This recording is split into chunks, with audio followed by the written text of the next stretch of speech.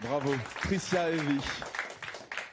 Prends place, Tricia, viens me rejoindre. Je suis vraiment très très heureux de te recevoir. On t'attend. On peut encore l'applaudir vraiment, hein, parce que avec un trio de choc qu'on présentera tout à l'heure. Tricia, donc je te disais que je suis vraiment content à plusieurs titres. Déjà personnellement parce que je suis fan. Mais bon, ça, à la limite, ça me regarde. Quand on est fan. Mais je suis surtout très très content de te présenter à ton public. Voilà. Le grand public guadeloupéen, je veux dire, tu le connais parce que tu as déjà donné des concerts ici, mais à la télé c'est autre chose et vraiment je suis très content de vous présenter Tricia Heavy. Voilà. Donc, je suis très contente d'être là avec toi. Et donc Tricia, on va essayer quand même de retracer ton parcours musical puisque tu as commencé assez jeune, à 11 ans, c'est ça? En fait, je chante depuis que je suis toute petite. Oui, bien sûr. Mais j'ai pris des cours de piano environ à 11 ans. J'ai pris 3 ans de piano. Et ensuite, j'ai continué toute seule. Je faisais mes petits compos à la maison avec mon piano. Oui, parce que je pense que l'oreille musicale, on est avec. Hein. Toi, en tout cas, c'est ton cas. Oui, on est. Ou de toute façon, il faut la développer. Et je pense que justement, le piano m'a permis de développer cette oreille. Et le fait d'écouter en boucle Patrick Saint-Éloi et tous les les oui, grands. quand même. Donc on garde les standards oui, guadeloupéens. obligé. Mais il faut avoir des bonnes racines pour grandir, bien grandir. Voilà. En tout cas, tu fais vraiment bien l'aller-retour puisque on sentait la couleur du pays dans ce premier titre, L'Amoua. Mais moi, j'avais quand même l'impression de voir une Billie Holiday ou quelque chose comme ça. Je pense que je pense que si elle avait envie de chanter du zouk, elle aurait chanté peut-être cette chanson-là. C'est obligé, mais bon, on ne le saura jamais. Alors, on revient un petit peu sur ton parcours. Alors, tu continues toute seule. Alors, jusque-là, papa et maman ne s'inquiètent pas puisque ça va bien à l'école, bac, oui. Doug. Ils surveillent au grain. Ils surveillent quand même, ils veillent au grain. Surtout le papa. Ben oui. Mais enfin, oui, j'ai toujours été, à l'école, bonne élève, sérieuse. Pas première forcément de la classe, mais pas dernière. Et oui, vous n'avez pas de raison de s'inquiéter.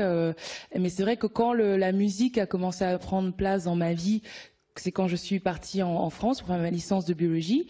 Mon père me disait bon, mais n'oublie pas, la musique c'est sympa, mais quand même, faut que tu aies ta licence, faut que tu aies ton Faut que tu assures derrière. Voilà. En fait, mon père m'a toujours dit depuis que je suis toute petite, une femme doit être indépendante, doit avoir un statut. Donc voilà, je savais qu'il fallait que je sois le plus indépendante possible.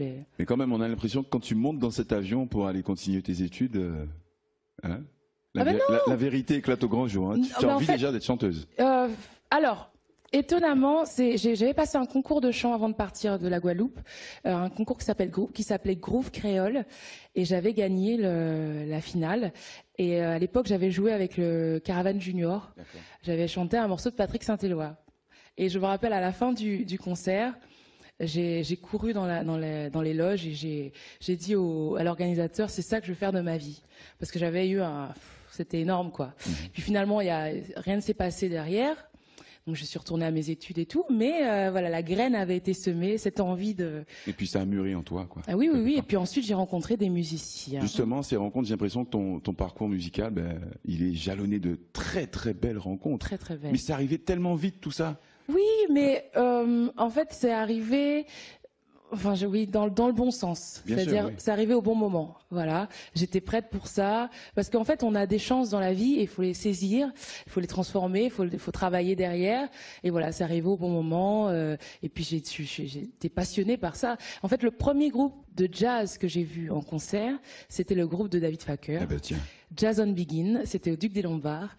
J'avais été invitée pour voir ce concert-là et ça a été une claque. Et j'ai eu la chance de faire le bœuf avec eux 2 jours plus tard. Ils m'ont invité en tournée avec eux 2 mois après. Enfin, c'est comme ça que ça a débuté. Et là, qui tu retrouves derrière? Eh ben oui, bon, ils m'ont suivi. On en parle tout à l'heure, il n'y a pas de souci.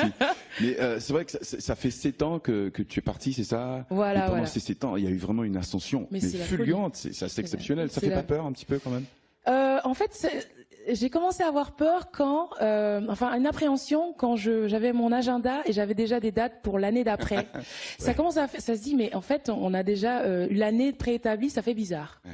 D'avoir des dates pour 2015 alors qu'on est en 2014, au début ça fait bizarre. Bon après on s'habitue, mais voilà et puis les grands voyages, mais ça forme la jeunesse. Je suis encore jeune. Donc Beaucoup de festivals, beaucoup de voyages. Je précise. Beaucoup de musique et d'ailleurs on va continuer à découvrir ton univers. On va te regarder d'ailleurs, c'est le titre du prochain morceau. Regarde.